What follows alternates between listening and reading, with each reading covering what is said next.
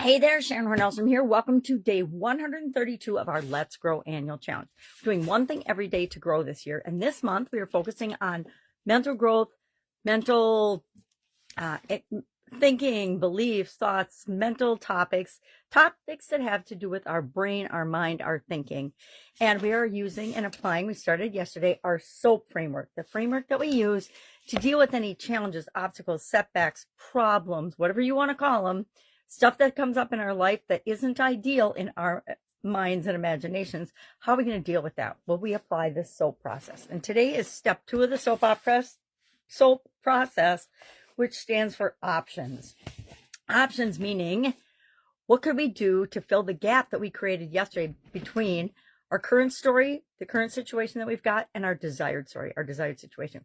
Once we identify those and we think about them and we actually pay attention to them, we realize that where we are isn't usually where we want to be.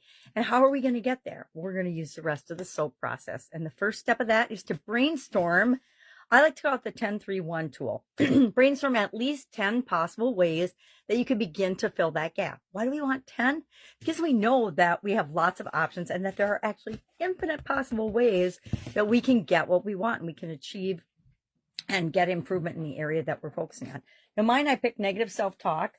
Jovi's story, we're carrying her throughout the 4-step process. So day before yesterday, actually, yesterday, today, tomorrow, and the next day, we're going to follow her story and how she applies each of these different steps of the process. But I started doing mine, and I already got 7 out of my 10 possible options written down for dealing with and stopping negative self-talk. I put down rubber, and these mean something to me, they might not to you, but I'm going to share mine. So far, rubber band exercise. I used to walk around with a rubber band around my wrist, and whenever I said a negative thing or thought a negative thing, I would snap my wrist. Well, for about 4 years, I had like a really red wrist, so I kind of stopped doing that, thinking that maybe this isn't the most effective strategy for me. Since I haven't done it for a long time, it might be time to revisit. Affirmations, which we'll talk about. Definitely several times this year. Letting go strategies, again, we'll talk about those this year. Replacements, coming up with what I would say to myself when every one of these negative self-talk things pops up. Expert help. Maybe I need a coach. Maybe I need a shrink or an expert in that area of getting rid of and eliminating negative self-talk.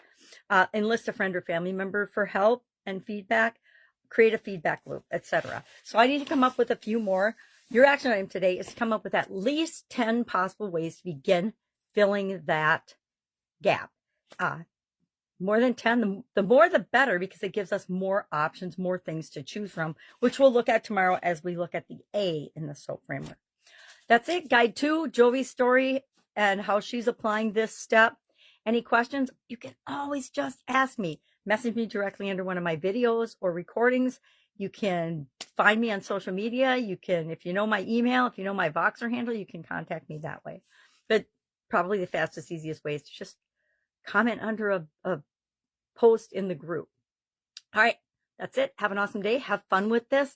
And I will, of course, be with you tomorrow for the A in our SOAP framework. Bye.